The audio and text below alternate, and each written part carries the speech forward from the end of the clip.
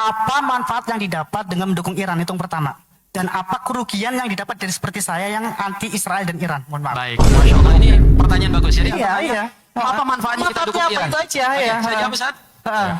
Kita ini umat yang bukan berbuat dan bergerak berdasarkan asas manfaat. Kita bergerak berdasarkan dalil. Dalilnya mana? Baik, saya tunjukkan. Sekarang dalil, kalau terjadi peperangan antara Muslim dengan kafir, apakah boleh umat Islam meminta tolong kepada kafir lain untuk memerangi Muslim? Ulama sepakat tidak boleh. Tidak boleh. Jadi kalau kita misalnya perang sama Malaysia, kita minta tolong ke Amerika, itu nggak boleh. Karena kita memerangi Muslim, minta tolong kepada orang kafir. Kalau kita memerangi kelompok kafir, misalnya si Rewel, dengan meminta tolong kepada sama-sama kafir, boleh nggak? Nggak, antum belum nggak baca kitab berarti. Ulama berbeda pendapat. Madhab Dhahiri dan Maliki mengatakan tidak boleh. Kenapa? Nggak boleh kerjasama dengan orang kafir, karena orang kafir selalu membahayakan kita. Tapi jumhur mengatakan, Hanafi, Syafi'i, Hanbali, dan sebagian ulama madhab Maliki mengatakan boleh. Kenapa? Karena orang kafir membantu kita untuk kita ambil manfaatnya, dan mereka tidak boleh ngatur kita. Sekarang saya mau nanya, Iran itu kafir atau tidak dulu, Ustaz? Antum jawab tegas. Itu kafir, orang Iran kafir atau tidak? Saya menggunakan fakta ulama yang mengkafirkan Syiah. Oke, berarti Iran sebenarnya kafir. Untuk personalnya saya nggak berani seperti itu, Tapi antum mengikuti secara fatwa Iran kafir. Syiah kafir. Semua Syiah kafir. Iya, tunjukkan. Ini takfir mutlak loh. Nah, sebentar. Enggak, tadi kita gini, saya nanya, si Iran kafir enggak? Antum mengikuti pendapat ulama yang mengkafirkan Syiah. Sekarang saya tanya, ulama mana yang antum rujuk yang menyebutkan kekafiran Syiah? Oke. Dengan jaminan, Ustaz, saya potong dulu. Dengan jaminan saya akan datangkan 2 kali lipat lebih banyak dari fatwa yang antum sampaikan. Ya, silakan, tolong sebutkan. Jadi ini kalau misalkan mau teng-teng-tengan, kuat-kuatan, banyak-banyakan, tetap kan kita sudah dipahami bahwa yang bilang hanya sesat menyesatkan tuh memang mayoritas, sedangkan yang mengkafirkan kan sedikit. Sedikit. Iya, itu. Tolong sebutkan ulama yang mengkafirkan semua Syiah. Oke. Ulama mana? Gak apa-apa, kita tunggu waktunya 5 menit. Saya akan siapkan ulama-ulama yang Tolong Gus supaya Jamaah harap ditertibkan. tenang, Ini tenang dulu jamaah. Ini di sini Ya. orang-orang yang baik, lurus ya. Jadi mohon Ya. maaf ya, jangan seperti Silakan itu. Abu Suhel di Ini bukan anak kecil kan? ya. Ya kan? Masalah jamaah nanti biar Ini seperti saya lagi mengajar anak sekolah jadinya kalau ada model-model begitu. Ya, silakan Abu Suhel biar mempersiapkan ya para jamaah, kita berikan kesempatan beliau untuk membuka data. Nanti saya kirim ke nomor siapa tadi? Ke Itu nomornya Ustadz Randi. Atau dari Abdul sini. Somad juga ada. Oh enggak, Ustaz. Antum tuh sebut aja kitab halaman berapa, Ana punya kitabnya. Ana punya Maktabah Syamilah. Ada 38.000 kitab yang ada di laptop Ana. Ana bisa langsung baca. Sabar, maaf. Kelewatan dikit. Silakan jamaah, kopinya yang sudah ada di depan sambil dinikmati. Nanti kalau kopinya habis bisa bilang ke teman-teman takmir, insya Allah akan ditambah lagi. Ya, tenang saja. Sabar aja ya? Iya, sabar aja. Sabar enggak juga? Iya ya. Enggak enak. Habis kita. Assalamualaikum warahmatullahi wabarakatuh. Alhamdulillah kawan-kawan, kembali lagi kita di channel Mbot Official. Kawan-kawan, terjadi lagi kebodohan yang sangat nyata yang dilakukan oleh salah satu pentolan Salafi Wahabi yang mungkin dia mengaku sebagai pengikut manhaj salaf. Perdebatan antara Ustadz Ahmad Syahrin Thorik yang kita tahu keilmuan beliau sudah sangat di atas rata-rata. Maka kawan-kawan, kita lihat tadi malam salah satu perdebatan yang sangat-sangat tidak ada bandingannya apapun sama sekali, yang betul-betul Wahabi Salafi menampakkan kebodohan mereka, yang jawabannya A, pertanyaannya jawabannya tadi mana, itulah bentuk hakikat dari Salafi Wahabi. Yang aslinya, jika disandingkan oleh Ustadz Ahmad Syahrin Thorik, sangat jauh sekali. Tapi kawan-kawan, video ini sangat menarik untuk kita simak, sehingga kita mendapatkan pencerahan, perluasan otak, tidak berpikir hanya sebatas mengikuti pendapat Salafi Wahabi saja.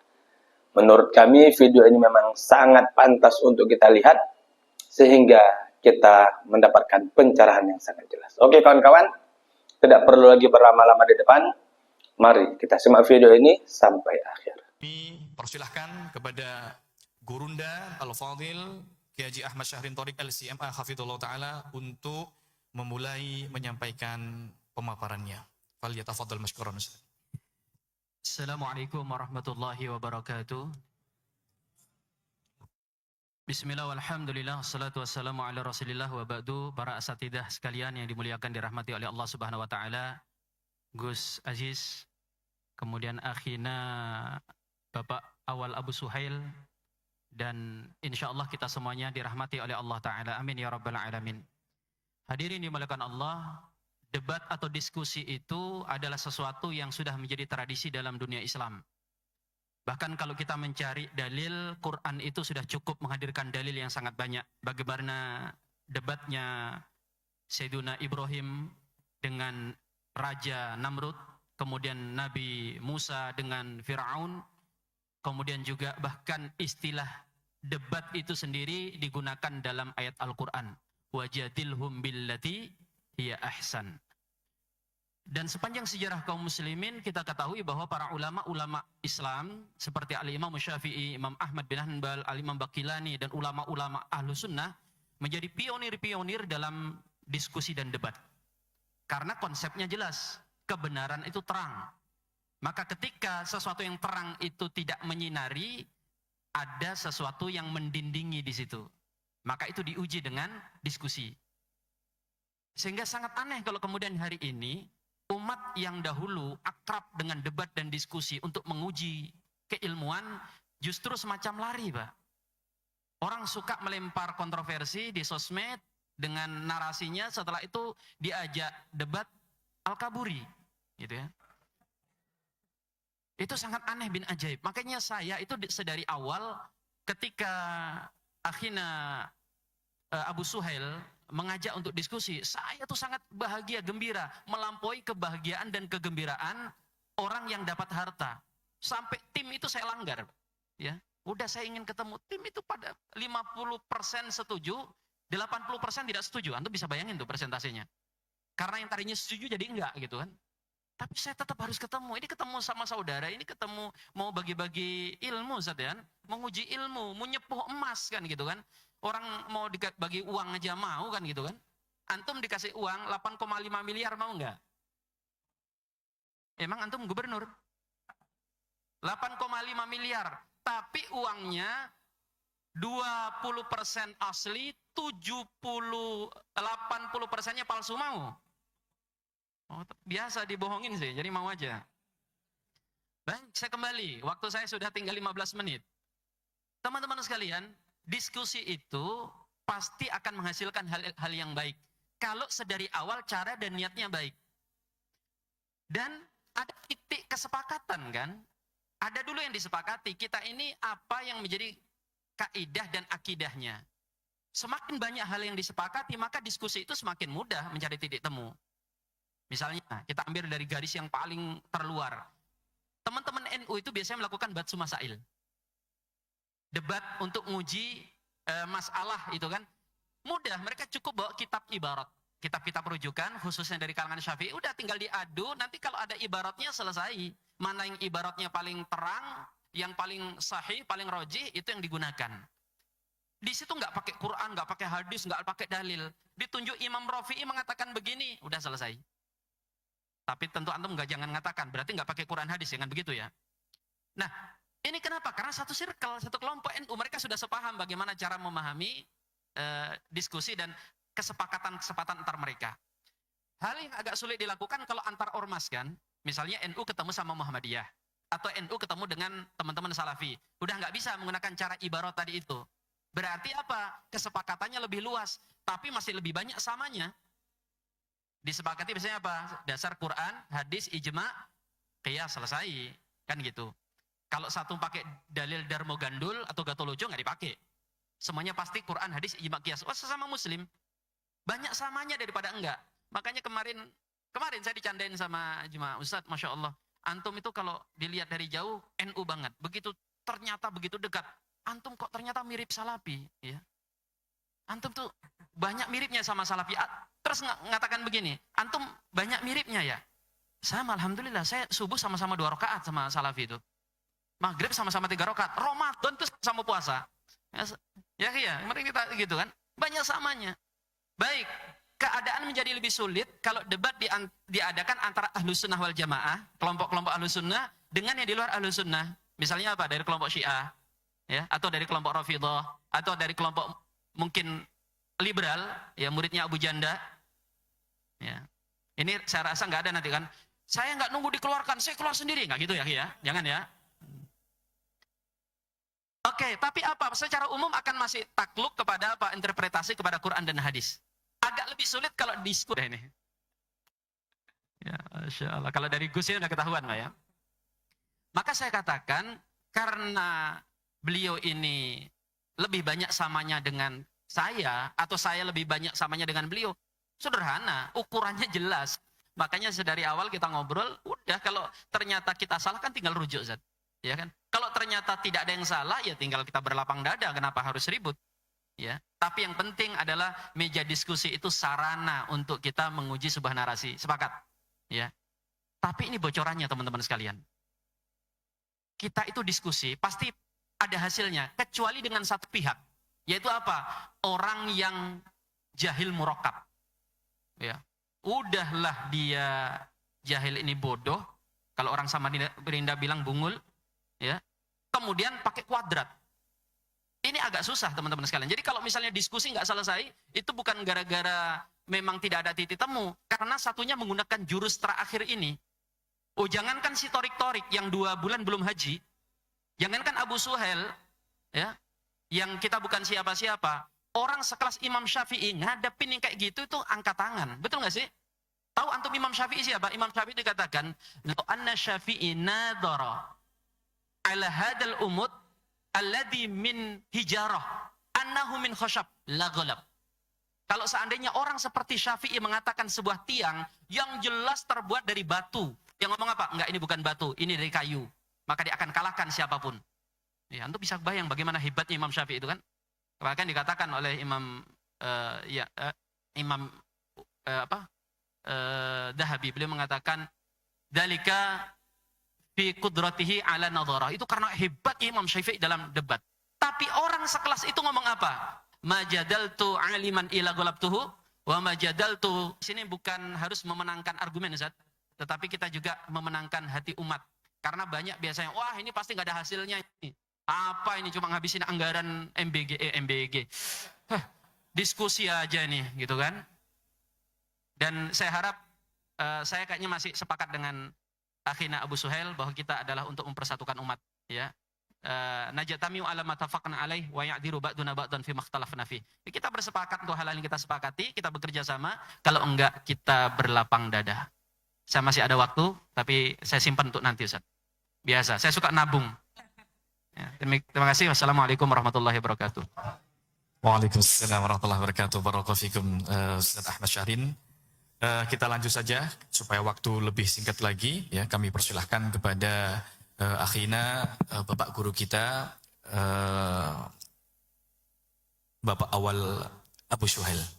Waktunya tetap sama, ya. Kita berikan waktu 15 menit, silahkan dimaksimalkan dan digunakan sebagaimana mestinya. Bismillah. Assalamualaikum warahmatullahi wabarakatuh. Pertama-tama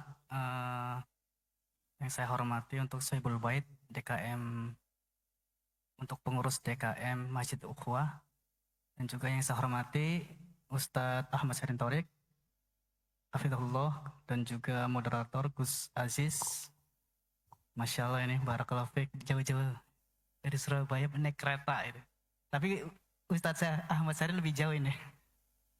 Kemudian kepada hadirin di sini, yang mudah-mudahan kita semua dalam lindungan Allah SWT. Saya pribadi di sini mohon maaf jika lancang, ya, saya di atas, mohon maaf. Padahal di sini banyak lebih tua. Saya juga masih penuntut ilmu dan mohon maaf sekali lagi di sini banyak yang lebih tua dari saya dan saya di atas di sini. Tapi ada hal yang perlu saya sampaikan. Sebenarnya saya malu sebenarnya, bukan malu ya, sedih. Sesama Ahlus Sunnah berselisih tentang apa? Tentang urusan musuh bersama. Sesama Ahlus Sunnah berselisih tentang musuh bersama. Siapa? Iran. Musuh secara ideologis maupun musuh dalam apa? Kemanusiaan. Karena mereka juga punya rekam jejak kejahatan ya terhadap kaum muslimin. Kita meributkan yang sebenarnya adalah musuh bersama. Itu bagi saya sedih. Dan saya ingin tegaskan, mohon maaf, saya di sini bukan mewakili Salafi ya. Jadi suka diadu nih, ini Salafi versus non Salafi gitu ya. Saya di sini bukan mewakili Salafi ya. Saya mewakili kaum muslimin yang anti Israel dan anti Iran. Karena di kalangan Salafi pun ada yang oknum-oknum yang mendukung Iran. Sama di non Salafi juga ada yang tidak mau mendukung keduanya, Ustaz ya. Betul nggak, Ustaz? Jadi di sini saya posisinya bukan mewakili Salafi, tapi mewakili mereka yang anti Iran dan Israel. Nah, sebelum lebih jauh pemaparan saya, terutama tentang judulnya ya, pro kontra dukungan terhadap Iran, saya ingin bahas dulu sekilas tentang Syiah. Saya pikir ini udah banyak yang tahu ya, cuman ini sekilas saja sebagai penegas. Mengenai sekte Syiah, ini sudah sering dijelaskan oleh banyak ustadz, termasuk oleh Ustadz Ahmad Syahrin Thorik ya. Syiah itu banyak sektenya. Dan untuk hari ini, secara garis besar ya, ada 3 gitu. Ada yang bilang 4, ada yang bilang 5. Tapi yang saya kritisi, mohon maaf Ustadz ya, mohon maaf Ustadz, saya kritisi. Beliau hanya menjelaskan sekte Syiah itu banyak. Tapi beliau tidak menjelaskan, hanya berhenti ke situ. Kenapa? Bagi saya berbahaya. Kenapa berhenti? Karena tidak ada langkah warning untuk umat Islam. Harusnya dijelaskan. Ini yang sekarang masih ada dan berkembang tuh Syiah yang mana?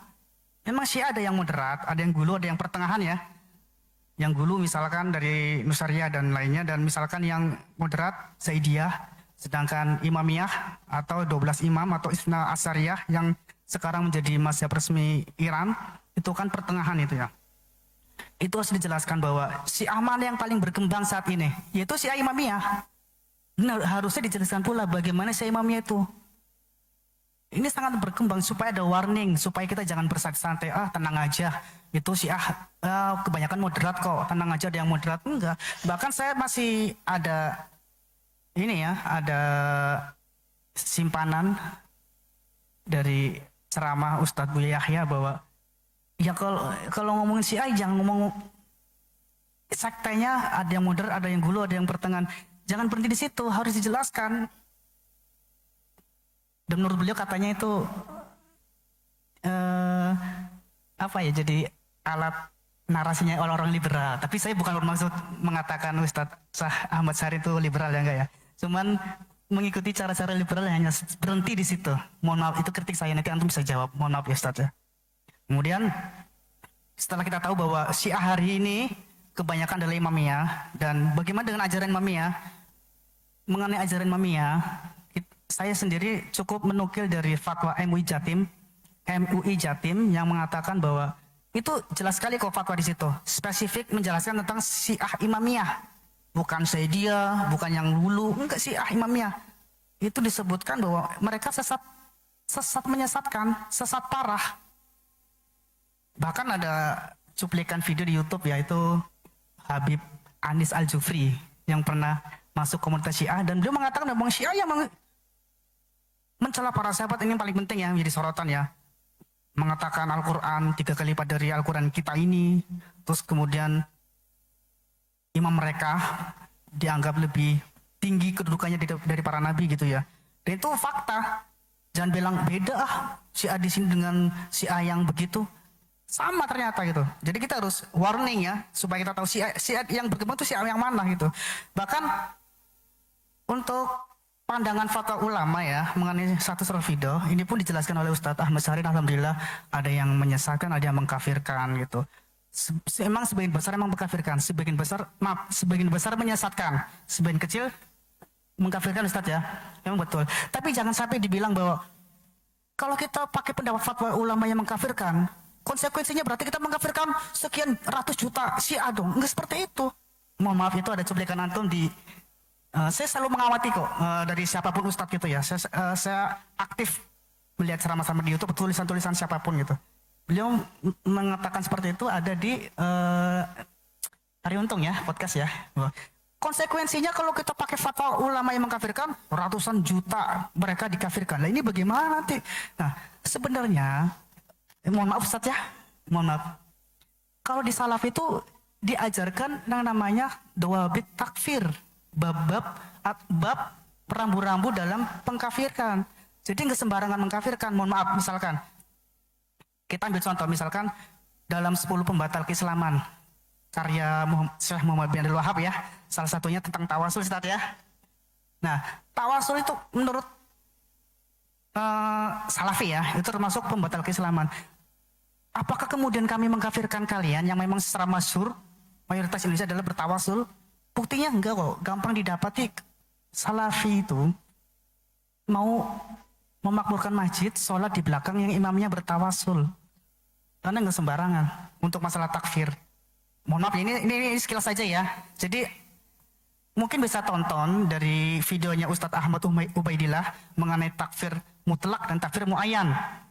Takfir mutlak itu takfir perbuatannya atau keyakinannya, tapi bukan untuk pelakunya. Nah, muayyan untuk pelakunya. Misalkan contohnya, misalkan Imam Ahmad mengatakan bahwa barang siapa yang mengatakan Al-Quran adalah makhluk maka kafir. Itu perbuatannya. Tapi orangnya yang ngomong begitu belum tentu kafir. Itu ada penjelasannya.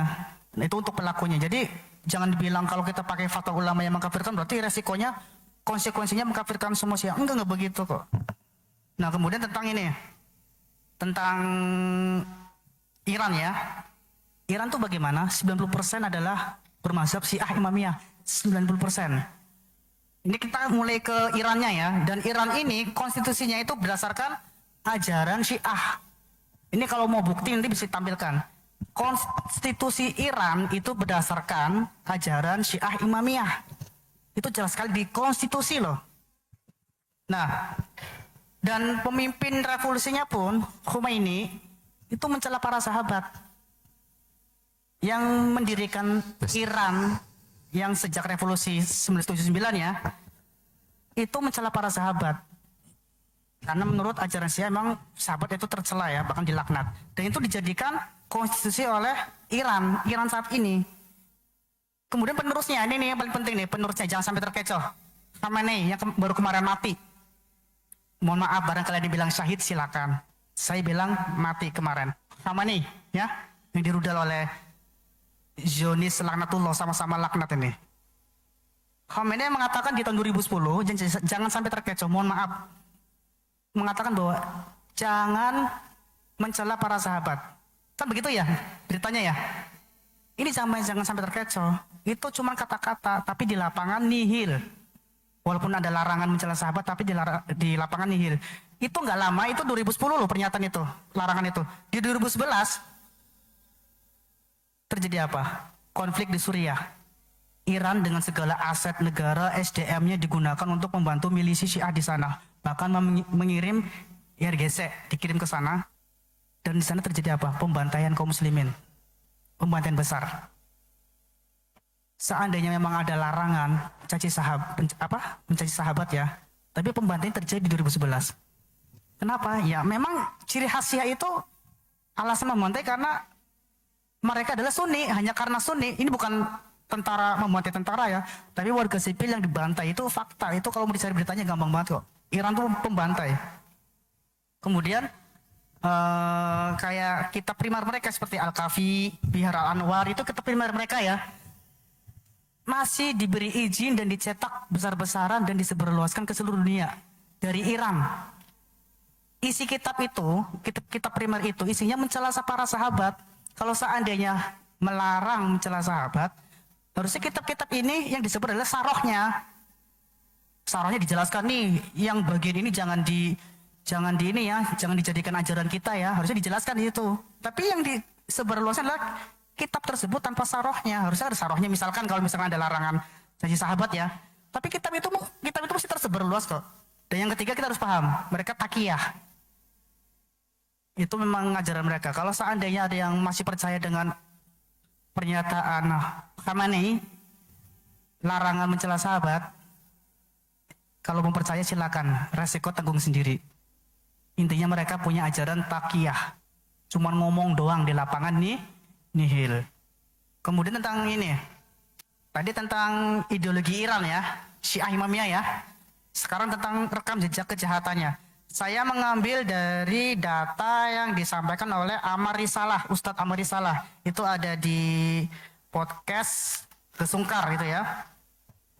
Ini tentang kejahatan Irannya. Tadi ideologinya jelas sesat, bahkan sebagian ulama mengkafirkan. Sekarang tentang kejahatannya. Itu tentang konflik di Suriah itu kehancurannya tuh 10 kali lipat dari Gaza sekarang. Gaza hancur total Pak ya. Gaza hancur total. Tapi di Suriah tuh 10 kali lipat. Ada 10 titik mirip Gaza. Ini menurut Ustadz Amr Risalah. Ini bukan kata saya, ini menurut Ustadz Amr Risalah yang bolak-balik dari Suriah. Dan yang tewas untuk konflik sejak serang 7 Oktober 2023 Badai Al-Aqsa yang kemarin ya oleh Hamas ya, serangan ke wilayah Israel. Itu yang mengakibatkan dari genosida 70.000 kematian. Sedangkan di Suriah 1 juta kematian. Ini pembanding ya. Dalam waktu berapa tahun yang di Gaza? 2 tahun. Di Suriah 10 tahun. Berarti per tahunnya di Gaza 35.000 tewas per tahunnya. Sedangkan di Suriah berapa? 100.000 Pak. Itu yang di Suriah. Itu akibat siapa? Kekejaman Syiah. Hanya gara-gara saya mencintai para sahabat. Halal darahnya. Kalau nggak percaya, banyak kok bisa dicari bukti bahwa mereka salah satu ini ya ajarannya menghalalkan. Kalau kita bilang kan nggak semuanya, jangan kita bilang gitu dulu, tapi kita bilang bicara di lapangan. Itu yang di Suriah. Nah kemudian tentang ini tadi kita bicara tentang ideologi Iran, tentang rekam jejak Iran dan sejarah Iran. Sejarah Iran sebelumnya adalah sejarahnya Iran sebelumnya adalah dinasti Safawi ya Ustaz ya. Safawi ini Syiah. Iran itu dulu negeri Sunni seperti Indonesia. Tapi kenapa jadi Syiah? Karena ada suatu kekuatan politik dinasti Safawi yang memaksakan ajaran Syiah dengan cara represif. Memang berbeda dengan di Syiah Batiniyah di Mesir ya. Meskipun mereka menguasai Mesir, tapi mereka tidak pakai cara-cara represif, makanya di Mesir masih Ahlus Sunnah sampai sekarang. Tapi di Iran itu represif, dipaksa itu oleh dinasti Safawi. Tapi kemudian di tahun 1925 berganti rezim, namanya rezim Pahlavi yang pro Barat. Itu cuma bertahan 54 tahun. Jadi kalau kita bicara Iran pernah sekuler, memang pernah sekuler, tapi bertahan selama 54 tahun. Kemudian terjadi revolusi Syiah tahun 1979 dipimpin oleh seorang Khomeini yang mencela sahabat, Nah itu tentang sejarah Safawi. Jadi hanya kelanjutan dari dinasti Safawi yang represif terhadap Ahlus Sunnah ya. Nah kemudian untuk teman-teman yang mendukung Iran, ini biasanya alasannya apa? Pertama secara ideologis, ada kedekatan ideologi karena lebih dekat dengan Islam. Ya kan, antara konflik antara Israel dan Iran alasannya karena kedekatan ideologis, karena sama-sama kiblat, sama-sama kiblatnya sama ya, sama-sama sholat, sama-sama meyakini Muhammad sebagai nabinya. Ini makanya dibela Iran, alasan kedekatan ideologis gitu ya, salah satunya ya. Tapi sayangnya, ini mohon maaf nih, ini ada kritik buat saya. Waktu ISIS digempur koalisi, kalian dukung siapa? Dukung koalisi pasti. Oh ISIS Khawarij, pembantai. Padahal secara ideologis ISIS lebih dekat daripada Syiah. Iya. Mohon maaf ya, saya agak kencang. Kenapa? Karena nggak konsisten. Alasan karena kedekatan ideologis, padahal ISIS lebih dekat ideologinya dengan Ahlus Sunnah. Hanya karena dia ekstrim, masalah takfir, mudah mengkafirkan. ISIS juga masalah apa kekejamannya? Saya punya catatan, ini hitungan kasar ya. ISIS dalam waktu 3 tahun dari mulai deklarasi Khilafah 2014 sampai hancurnya kota Raqqa yang terakhir ya, jadi benteng mereka tuh tahun 2017, 3 tahun berarti kan. Itu cuman kisaran 45.000. Berarti yang tewas, yang dibantai oleh ISIS cuman per tahunnya adalah kisaran 15.000. Sedangkan di Suriah, pembantaian oleh kolaborasi Assad dan Iran itu tadi berapa? Per tahunnya 100.000. Ini ISIS berapa per tahunnya? 15.000. Tapi Kak, mohon maaf, ini para pendukung Iran dengan alasan kedekatan ideologis membela Iran. Tapi giliran ISIS mendukung koalisi Amerika. Betul kan waktu itu kan, masih ingat kan? Masih ingat kan? Nah, ini nggak konsisten artinya. Ya, habis. Sebenarnya masih banyak ini. Ya udah nggak apa-apa deh. Boleh tambah nggak ya? Kalau nggak boleh nggak apa-apa deh, berhenti. Gimana Ustaz? Kita bersepakat karena tadi kita sudah sepakati waktunya ya, dan tadi saya agak ada sedikit selip lisan ya menyampaikan waktu 15 menit ya. Seharusnya 20 menit. Ya, tapi terselip lisan sehingga itu yang sudah kita sepakati ya, karena sekarang sudah masuk 15 menit. Jazakumullah khairan, Ustaz Syarif juga sudah mengingatkan kami ya.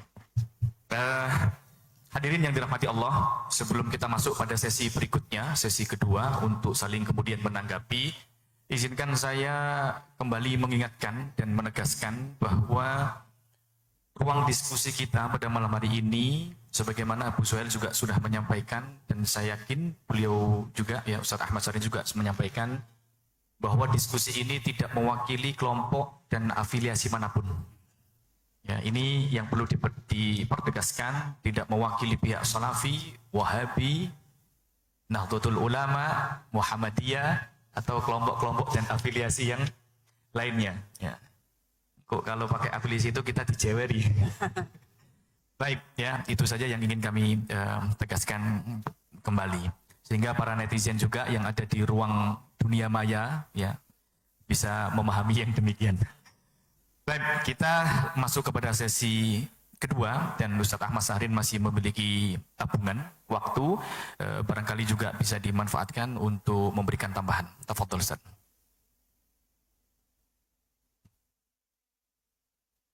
Bismillah. Akhirnya awal Abu Suhail, ada dalam ilmu mantik itu namanya istilahnya mughallatah rajulil qash, kekeliruan logika orang-orangan, yaitu yang kemudian dipakai dalam diskusi para ulama usuliyin untuk menyebut orang yang salah fokus atau logika fallacy. Dalam orang biasanya kalau latihan memanah atau latihan perang itu membuat boneka ya sebagai alat media, mana kepala ada tangan, dan itu seakan-akan musuhnya. Itu kemudian yang diserang dihancurkan. Istilah ini digunakan untuk apa? Untuk orang yang berdiskusi, berdebat, yang kemudian salah dalam memahami mahalun niza atau titik tengkar. Ya, kita mengasosiasikan orang lain itu dengan gambaran yang kita buat sendiri, itu yang kita hajar, yang kita habisi, padahal itu bukan siapa-siapa kecuali pikiran kita sendiri. Jadi kalau bicara tentang Syiah, kita sudah sepakat, jangan kemudian kita jatuh ke dalam logika yang keliru ini, mengasosiasikan sesuatu dengan yang tidak seharusnya kita gambarkan. Tidak benar kalau akhirnya Abu Suhail misalnya atau antum menganggap bahwa dengan saya mendukung Iran berarti saya mendukung kesesatan Syiah. Sebagaimana saya mengatakan misalnya berarti Ustadz Abu Suhail mendukung Iran sama Israel. Tentu nggak mungkin. Itu namanya logika fallacy. Itu namanya logika keliru yang disebut apa? Mughallatah rajulil qash. Itu keliru. Makanya pentingnya titik tengkar yang berulang kali kita sampaikan. Ini apa halunizanya? Kalau bicara kesesatan Syiah sudah selesai bab itu. Ustadz Abu Suhail tentu tahu siapa saya. Saya di Kalimantan Timur garda terdepan dalam berdebat dengan Syiah. Beberapa pihak itu banyak ngirim video-video kesesatan Syiah, Ustadz memaparkan ini. Ini apa sih? Dari awal saya tahu. Bahkan saya berani jamin, siapa yang sudah baca Al-Kafinya kitab penyerang Syiah di sini? Saya tes kalau ada. Termasuk Ustadz Abu Suhail atau Ustadz Aziz atau Biharul Anwar yang sudah baca sampai selesai, saya tes. Saya sudah baca sampai selesai, makanya saya berani debat dengan orang-orang Syiah. Saya datangi ke sarangnya mereka di Berau itu. Dan semua antum bisa ngikuti anak di sosmed kan? Itu kita nggak mempermasalahkan itu. Tentang kesesatan Syiah, Mu'rafidah, kafir, yang sebagainya enggak, itu selesai. Ya. Yang kita hendak bahas itu adalah apakah mendukung Iran itu berarti mendukung Syiah? Apakah dukungan kita kepada Iran itu salah? Itu yang kita timbang. Itu yang kita timbang. Kenapa teman-teman sekalian gini logika sederhananya? Kalau antum ada orang maling ayam, terus sama orang yang nangkep dijewer, antum protes? Kalau antum protes, antum berarti maling ayamnya juga, agennya. Kalau sama orangnya dipukul pakai sapu lidi, protes? Tapi kalau ada orang tiba-tiba ngambil bensin, dia siram dan dia mau bakar, antum protes nggak? Antum protes. Kenapa? Ya salah, tapi bukan untuk dibakar. Tapi kemudian masalahnya begitu kita coba berlaku adil, dibilang apa? Berarti ente jangan-jangan komplotan maling ayamnya. Teman-teman sekalian, selesai Rafidah itu menyakiti umat Islam. Jelas bagaimana perlakuannya mereka kepada kaum muslimin ada di Irak, yang ada di Suriah. Kita sakit hati semuanya. Tapi umat Islam itu bukan umat yang bergerak dan berbuat berdasarkan perasaan. Tapi berdasarkan apa? Dalil. Kan sering teman-teman Ustaz Suhel kalau ngaji, mana dalilnya? Kenapa kita nggak kembali kepada dalil? Konsep tentang keberpihakan kita kepada hari ini, peristiwa Iran dengan Amerika dan Israel, itu jangan bawa-bawa perasaan dulu. Jangan dulu membawa timbangan mafsadat dan manfaat. Itu memang ada dalam kaidah usul, itu ada. Ustaz Suhel ngaji nggak kawaid bahwa ada al-maslahah al-mursalah, ya kan? Darul mafasid muqaddamu ala jalbul masolih. Itu jelas ada pelajarannya. Asas manfaat dipertimbangkan, tetapi harus berpegang kepada dalil yang nyata dulu. Berarti konflik Iran dengan Amerika, kita dudukkan permasalahan. Ini masalah apa? Masalah wala wal bara. Oke kan? Masalah fikih jihad. Masalah dukungan. Kalau terjadi konflik antara kelompok sesat sekalipun dengan kelompok yang jelas-jelas kafir, keberpihakan kita ada di mana? Itu dibahas nggak di kitab para ulama sananya? Kalau antum bilang nggak bahas, saya tunjukkan sampai jelek di kitab para ulama. Saya bacakan salah satunya. Kalau saya baca nanti Imam Nawawi dikira Imam Nawawi Asy'ariyah. Kalau saya baca Ibnu Hajar nanti Ibnu Hajar itu Syafi'i. Saya baca langsung kepada Syekhul Islam Ibnu Taimiyah. Siapa beliau? Ulama yang paling keras dan tegas kepada Rafidhah. Itu beliau nggak usah antum tanyakan gimana sikap perbuatan beliau kepada orang-orang Syiah. Tapi beliau ulama kaum muslimin yang insaf. Ini juga peringatan kepada pihak yang membenci ulama-ulama kaum muslimin hanya gara-gara antum nggak setuju. Apa fatwa beliau? Wasu'ila rahimahullahu ta'ala an rajulin yufaddilul yahuda wan nasara ala Rafidah. Dan beliau ditanya tentang seorang laki-laki yang melebihkan Yahudi dan Nasrani atas orang-orang Rafidah. Artinya apa? Mengutamakan. Lebih baik Yahudi Nasrani daripada orang-orang Syiah. Dan bukan Syiah, Pak. Rafidah itu Syiah yang lebih khusus, yang lebih jahat. Kan ini kalimat ini ada hari ini kan.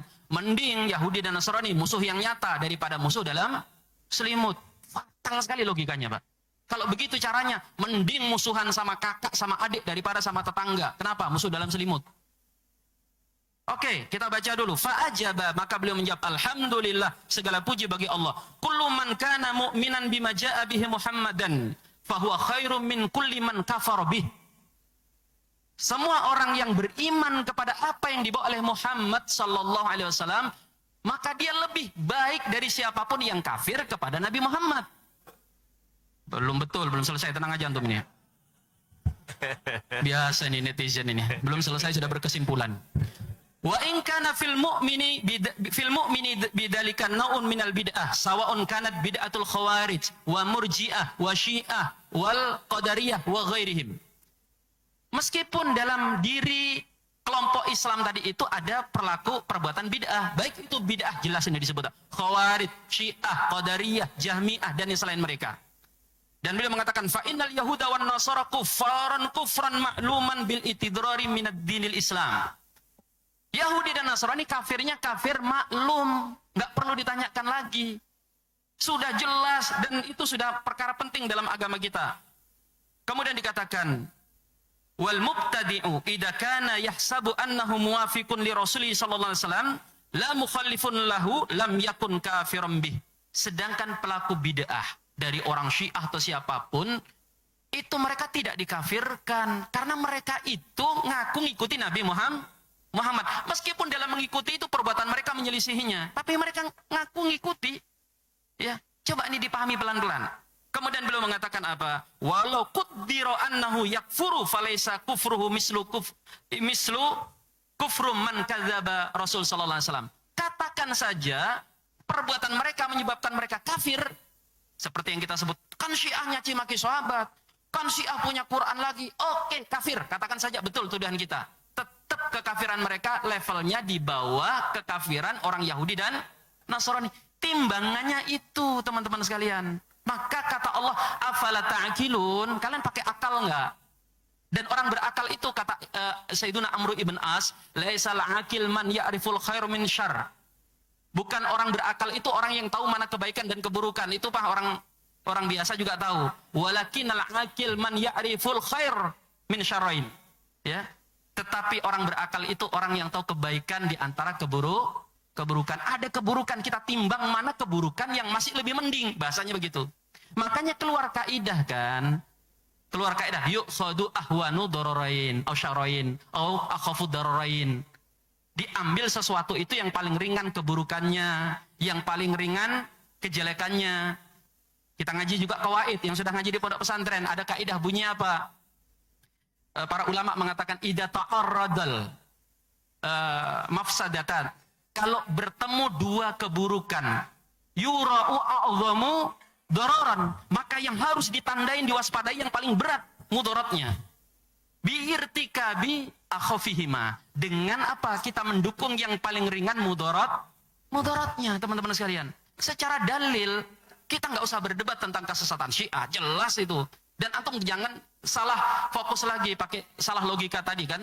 Mughalatah rijalul qos. Saya punya tabungan Ustaz. Ya, Fi, tabungannya sudah dipakai. Mohon maaf. Oke, baik. Silakan. Ya, kita masuk kepada sesi langsung saling menanggapi. Sekali lagi waktu kita alhamdulillah masih lumayan panjang ya. Silakan nanti saling dimanfaatkan. Saya persilahkan mungkin Abu Suhail untuk saling menanggapi. Kan ini kita tiktokan saja.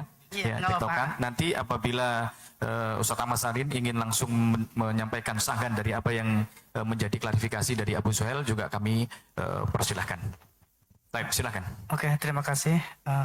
Jadi kenapa saya awali dengan penjelasan tentang Syiah? Karena ketika Ustaz Ahmad Sarin ya menjelaskan tentang Syiah itu dengan narasi meremehkan banget tentang fakta adanya Syiah hari ini bagaimana. Yaitu mereka adalah imamiyah mayoritas dan mereka adalah dipimpin oleh Iran dan bagaimana kejahatan Iran terhadap kaum muslimin. Ini maksudnya jangan sampai sekedar menjelaskan Syiah itu sektornya banyak. Ada yang moderat, enggak harus cukup dari situ, makanya saya jelaskan dari situ. Jadi Baik. seperti itu. Itu yang pertama. Terus Abu Suhail, mohon maaf sebentar ya. Saya berusaha untuk mengambil jalan tengahnya. ya, Barangkali para hadirin juga belum memahami yang Abu Suhail maksud ya, gugatan apa terhadap statement yang dikeluarkan oleh Ustadz Ahmad Sarin, itu maksudnya. Ya. Oh iya. Nah, itu barangkali lebih implisit bisa Langsung disampaikan. explicit, Ya, oke, artinya langsung aja. kan Abu Suhail punya gugatan ya terhadap statement-statement yang Termasuk disampaikan. apa yang bungul apa itu masukkan semua. Hah? Supaya ada titik nizaknya, ada anunya. Ini kan kita belum Jadi ketemu iya, ini yang diulang-ulang lagi oleh Ustaz. Sehingga kita bisa langsung masuk kepada poin, karena Ustadz Ahmad Sarin ini mohon maaf ya, sudah menyampaikan tentang titik-titik mana yang menjadi pro dan kontra. Iya, Nah, titik. barangkali itu nanti Abu Suhail bisa langsung. Oke, langsung saja berarti Mohon ya. maaf Kita nggak perlu jelaskan runtutannya. Jadi posisi saya dengan Ustadz Ahmad Sarin itu sudah jelas, beliau anti Israel, mendukung Iran. Sedangkan saya anti Israel dan juga anti Iran. Lalu kenapa saya mempersoalkan ada pihak yang mendukung Iran? Karena ini membuka pintu simpatik terhadap Syiah dan ini berbahaya. Bahkan Ustadz Abdus Somad mengatakan bahwa itu ada ceramahnya kok, videonya ada. Antara Yahudi dan Syiah itu lebih berbahaya dari Syiah. Pernah ada yang nonton nggak? Enggak. Tolong, kalau enggak berarti butuh bukti. Butuh bukti? Tolong operator. iya. Itu ada udah dikirim. Antum mau buka file referensi? Bisa. Itu berarti tapi jujur di sini ada yang pernah nonton nggak? Ustadz Abdus Somad mengatakan bahwa belum. Oke. Mohon bisa dibantu operator untuk bisa dimasukkan referensi yang dibawa oleh Abu Suhail. Sambil kita menunggu, barangkali Ustadz Ahmad Sarin juga bisa memberikan tanggapan. Nanti sambil kita lihat supaya waktu terus berjalan dan bisa bermanfaat. Tadi sudah. Sama. Gini Ustaz. Izin menambahkan Ustaz ya. Oke, katakan aja itu benar yang dikatakan Ustaz Abdul Somad. Kita katakan benar. Ustaz, kita tentu dalam beragama kembali kepada dalil. Sebutkan satu saja dalil atau fatwa ulama yang tentu ulama menggunakan dalil yang menunjukkan bahwa mendukung Syiah, katakan itu antum benar, padahal berkali-kali kita sampaikan mendukung Iran bukan berarti mendukung Syiah. Oke, katakan kita berpihak kepada Syiah dengan melawan Yahudi dan Nasrani itu lebih buruk atau sama buruknya. Tunjukkan satu fatwa ulama dengan dalilnya. Iya, Ustaz, gini. Saya ingin mengkritisi fatwa dari Syekhul Islam yang antum bawakan ya. Itu mana yang lebih baik antara Yahudi dan Syiah? Itu intinya gitu ya. Kemudian beliau membawa fatwa dari Syekhul Islam. Itu mengenai tentang ideologis, secara ideologis. Mana ideologi yang lebih baik? Baik, karena sudah ditampilkan, boleh kita skip dulu. Silakan.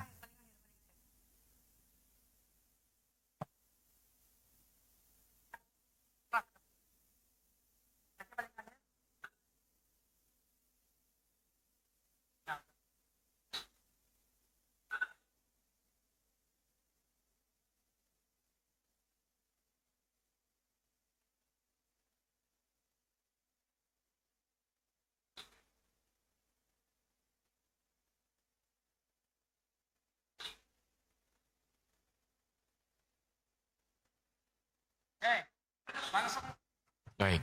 Ini belum tektokan kan? Mohon maaf, saya lanjutkan dulu ya. Ini kan belum mulai tektokan kan? Ini kan Ustaz Abdul Somad. Ini fatwa lama. Saya bawakan fatwa beliau yang baru. Kenapa harus pro Iran? Iya, iya. Jawaban Jadi saya mau cerdas. mengkritisi. Iya. Iya. Saya ingin mengkritisi. Boleh. Iya, iya. Jadi, boleh ya saya lanjutkan ya. Ini mulai tektokan ya. Baik, silakan. Insya Allah saya membaca, menonton semua untuk masalah ini, bahas masalah ini. Nanti akan saya tes bacaan antum. Dari kitab-kitab yang berbicara tentang madhabul Islamiyah, saya tes antum dari kitab Farqu Bainal Firaq karya Syekh Al-Baghdadi. Antum sudah baca kitab itu? Belum.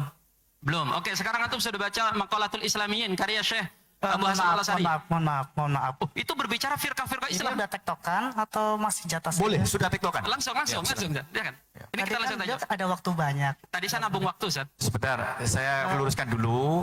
Ya, sejak awal kami sudah menyampaikan bahwa ini sesi kita saling mengklarifikasi dan Iya. masuk kepada TikTok. Abu Suhail sudah menggunakan waktu 15 menit. Ya, kemudian Ustadz Ahmad Sarin juga sudah menggunakan waktu di awal kurang dari 15 menit. Kemudian sisanya digunakan untuk penegasan yang terakhir. Sekarang kita masuk kepada sesi Iya.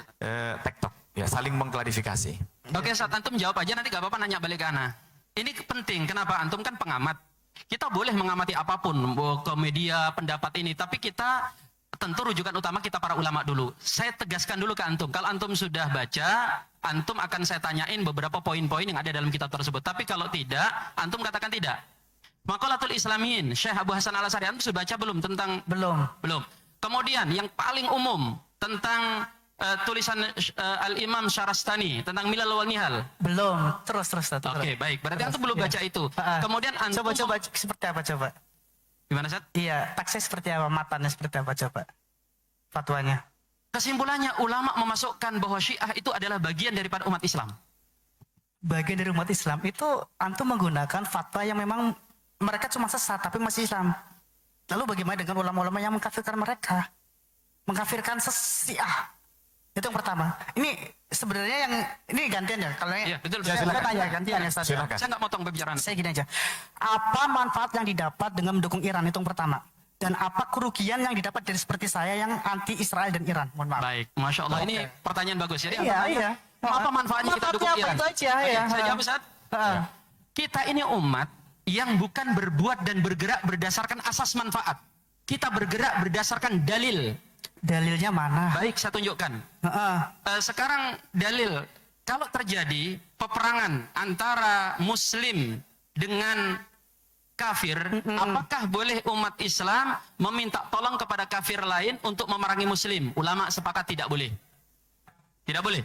Jadi kalau kita misalnya perang sama Malaysia, kita minta tolong ke Amerika itu nggak boleh. Karena kita memerangi Muslim, minta tolong kepada orang kafir. Kalau kita memerangi kelompok kafir, misalnya si Rewel, dengan meminta tolong kepada sama-sama kafir, boleh nggak? Nggak, antum belum nggak baca kitab berarti. Ulama berbeda pendapat. Madhab Zahiri dan Maliki mengatakan tidak boleh. Kenapa? Nggak boleh kerjasama dengan orang kafir, karena orang kafir selalu membahayakan kita. Tapi jumhur mengatakan Hanafi, Syafi'i, Hanbali. Dan sebagian ulama madhab Maliki mengatakan boleh. Kenapa? Karena orang kafir membantu kita untuk kita ambil manfaatnya dan mereka tidak boleh ngatur kita. Oke, sekarang boleh nggak meminta bantuan orang kafir? Ya, minta kita bekerja sama orang kafir memerangi orang ahlu sunnah, boleh nggak? Lebih nggak boleh. Sekarang saya mau nanya, Iran itu kafir atau tidak dulu, Ustaz? Antum jawab tegas. Itu kafir, orang Iran kafir atau tidak? Saya menggunakan fakta ulama yang mengkafirkan Syiah. Oke, berarti Iran semuanya kafir. Oke, Untuk personalnya saya nggak beri seperti itu, tapi antum mengikuti secara fatwa Iran kafir. Syiah kafir. kafir. Tunjukkan fatwa ulama yang mengatakan semua Syiah kafir. Saya akan tunjukkan semua Syiah 10. kafir. Semua Syiah kafir. Iya, tunjukkan. Ini takfir mutlak loh. Nah, sebentar. Enggak, tadi gini, saya nanya Iran kafir enggak? Antum mengikuti pendapat ulama yang mengkafirkan Syiah. Sekarang saya tanya, ulama mana yang antum rujuk yang menyebutkan kekafiran Syiah? Oke. Sebut. Dengan jaminan, Ustaz, saya potong dulu. Dengan jaminan saya akan datangkan 2 kali lipat lebih banyak dari fatwa yang antum sampaikan. Oh, ya, nggak apa-apa. Ya, silakan, tolong sebutkan. Jadi ini kalau misalkan mau teng-teng-tengan kuat-kuatan banyak-banyak kan tetap kan kita sudah dipahami bahwa yang bilang hanya sesat menyesatkan tuh memang mayoritas, sedangkan yang mengkafirkan kan sedikit. Sedikit. Iya itu. Tolong sebutkan ulama yang mengkafirkan semua Syiah. Oke. Ulama mana? Gak apa-apa, kita tunggu dulu. Ya.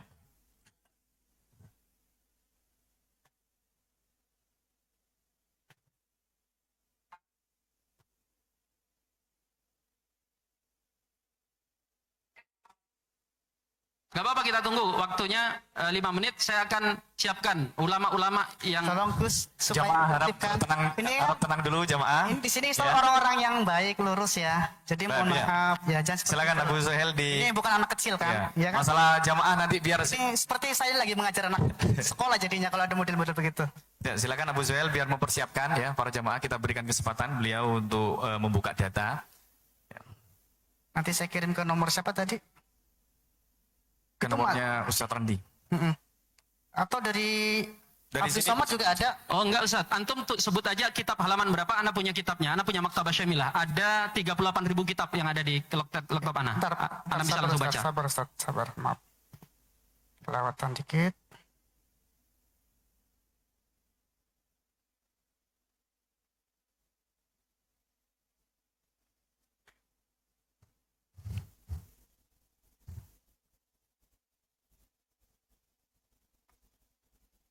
Silakan jamaah kopinya yang sudah ada di depan sambil dinikmati. Nanti kalau kopinya habis bisa bilang ke teman-teman takmir, insya Allah akan ditambah lagi. Ya, tenang saja. Oke, Yang itu habis bisa kopinya, ditampilkan ya. silakan. Ya, silakan. Jadi Ustadz Abdul Somad juga ada kok. Dia mengutip Imam Malik rahimahullah. Gimana Ustaz?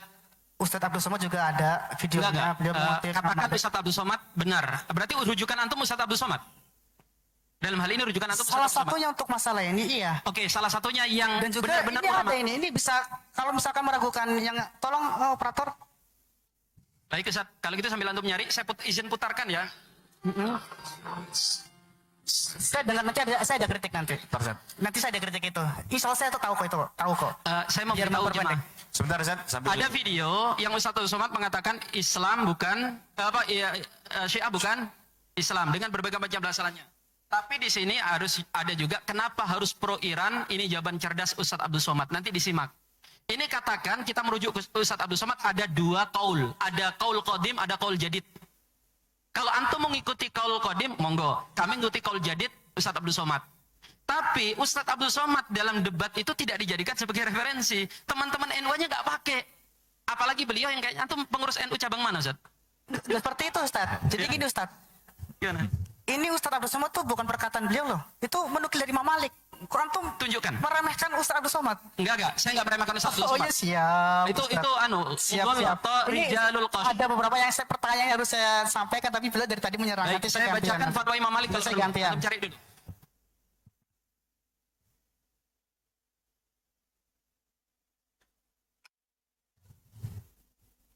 Kalau Abu Suhail sudah siap dengan referensinya, silahkan boleh ditampilkan. Kalau belum siap, kita berikan kesempatan waktu untuk Ustadz Ahmad Syahrin juga menampilkan atau menyampaikan referensi. Kita beri waktu dulu, Ustaz. Supaya enggak nanti Ustaz Abdul Somad ya.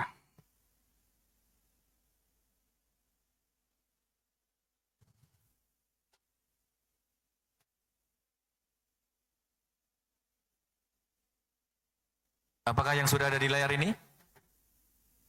Fatwa 8 ulama yang mengkafirkan Syiah Rafidhah. Iya.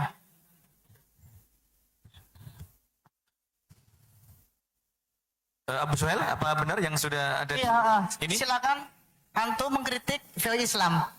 Ya. Referensinya benar atau enggak, gitu aja. Ya.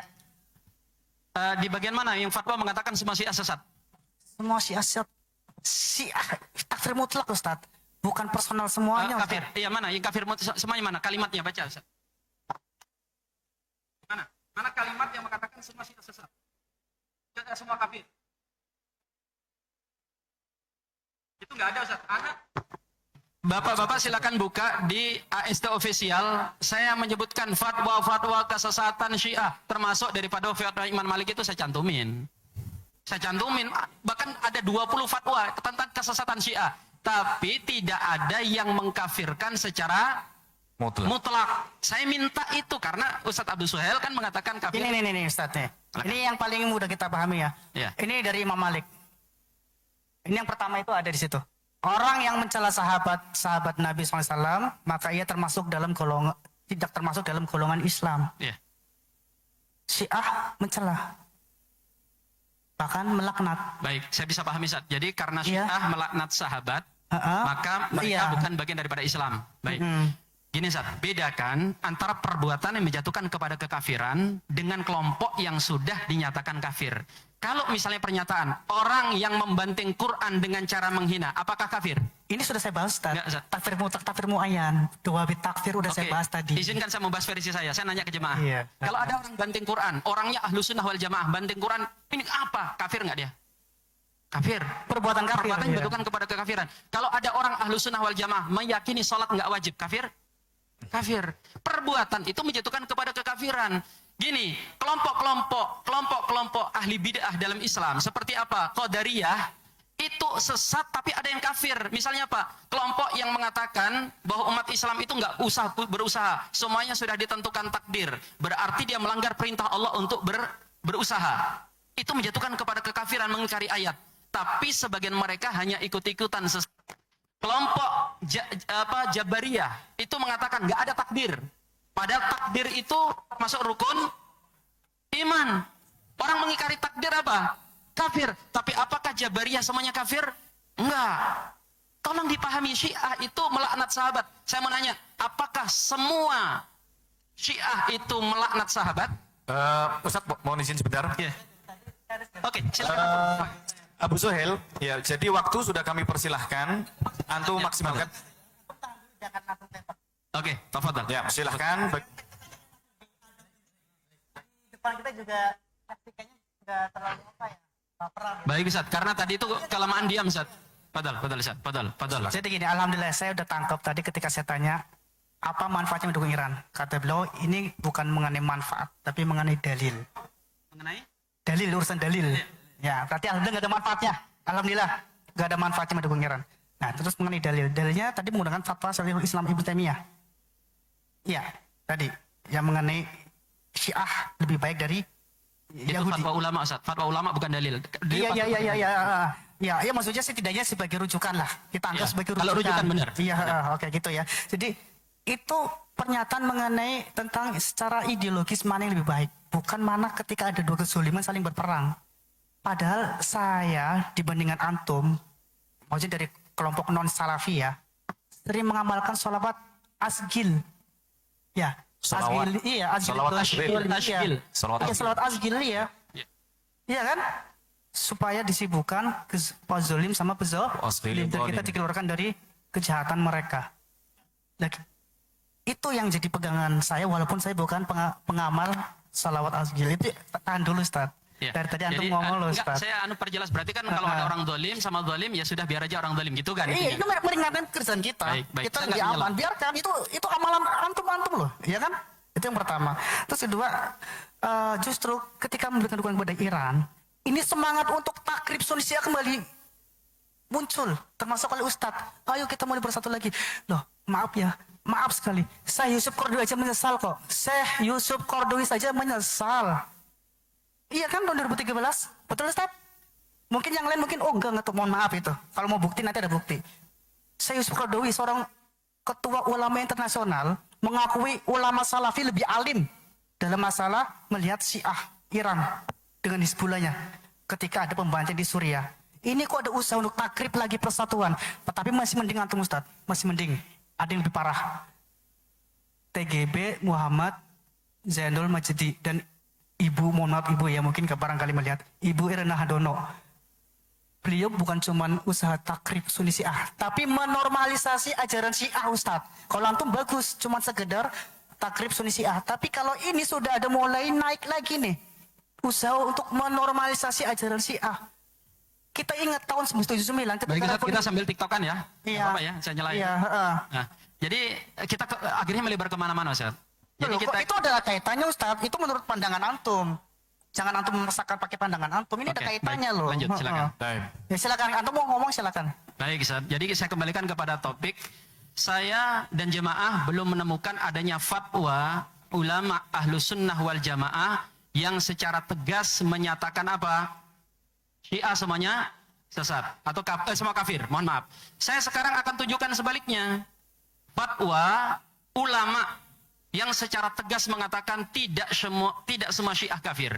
Kalau saya sebut nanti fatwa ulama 4 mazhab dikira itu kasusnya dulu tentang akidah dan sebagainya. Oke, saya pakai fatwa belakangan dari Syekh bin Bas. Ini ulama NU atau Muhammadiyah?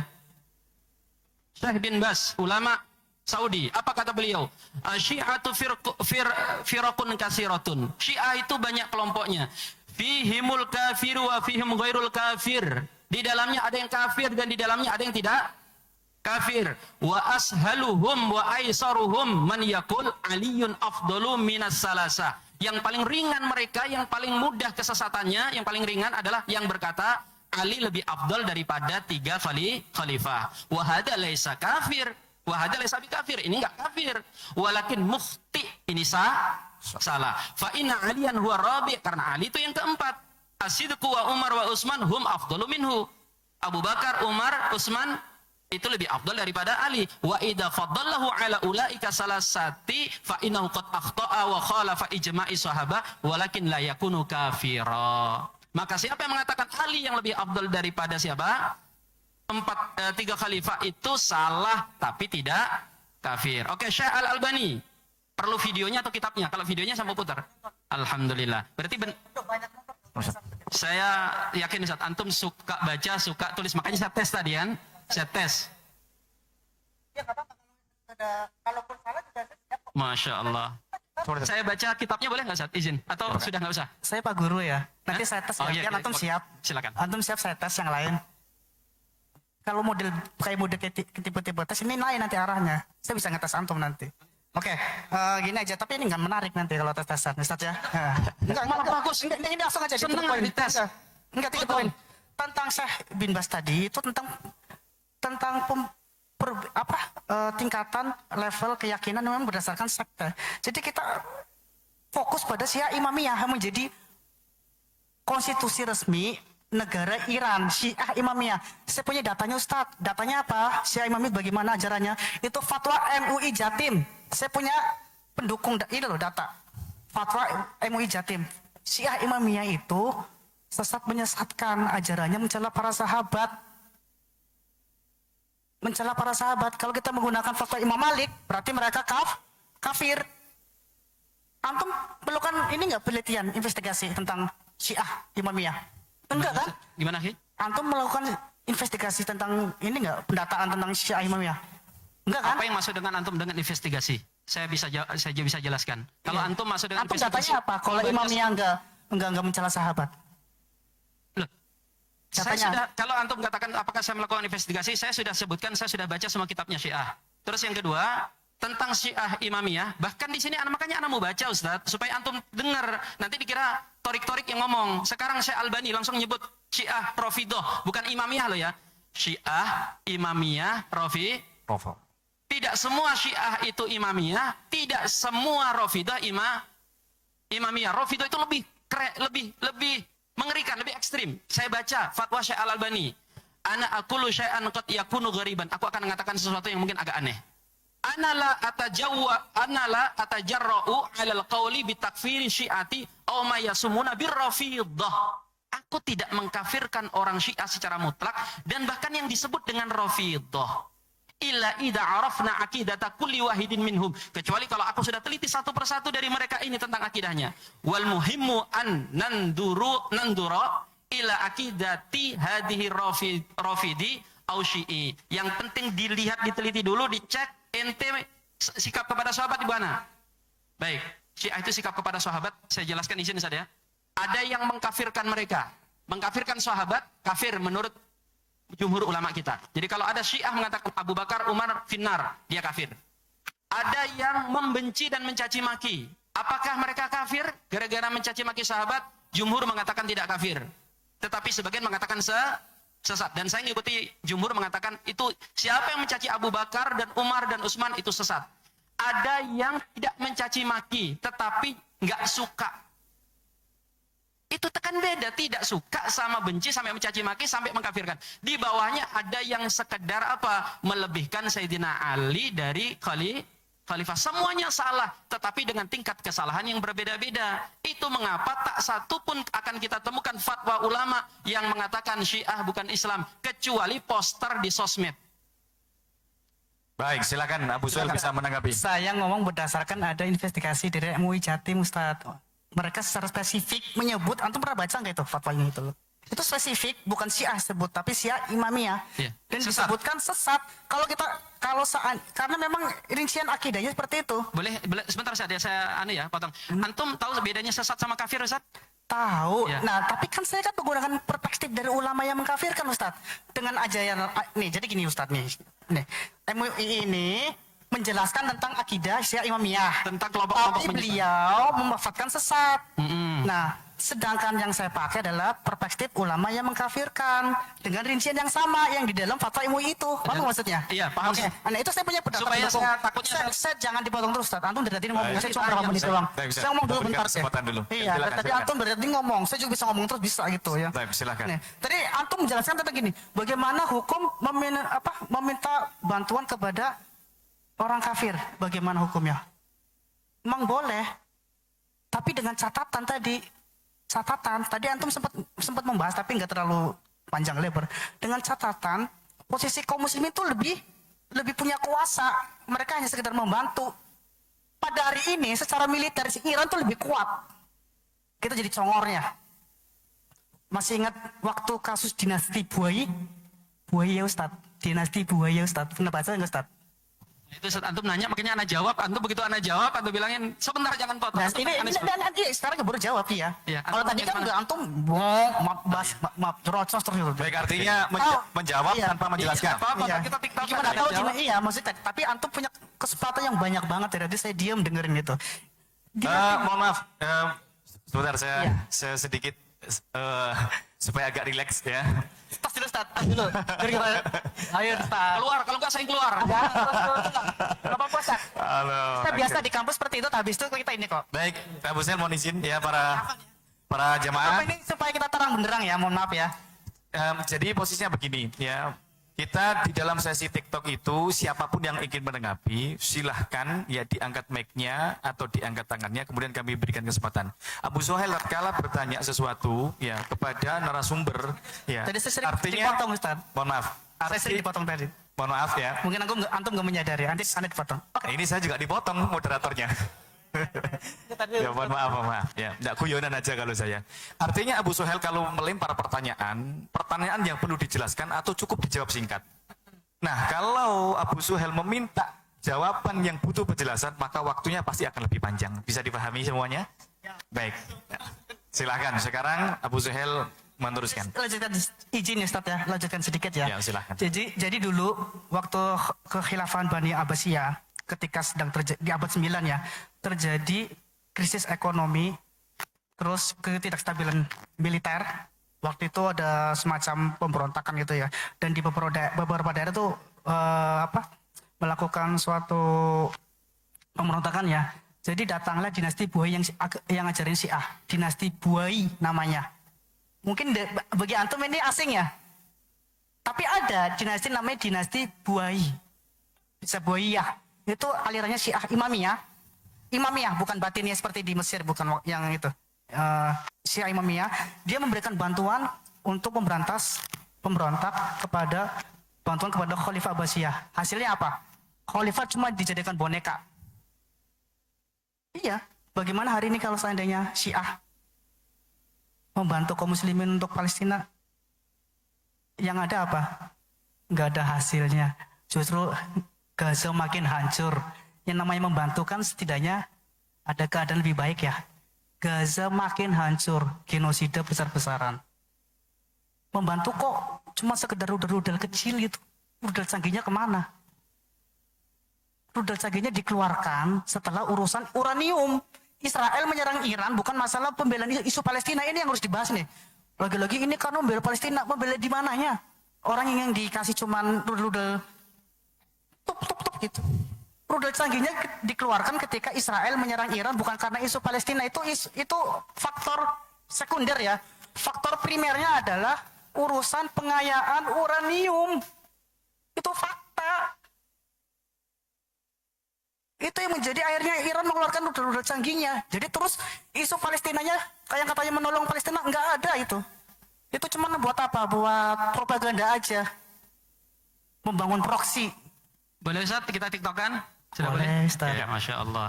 Ustaz, kita sudah lari kemana-mana dan antum katakan tuh fakta bukti, ya bisa jadi fakta dan bukti data, tapi juga bisa jadi data fakta mentah yang disusupi asumsi.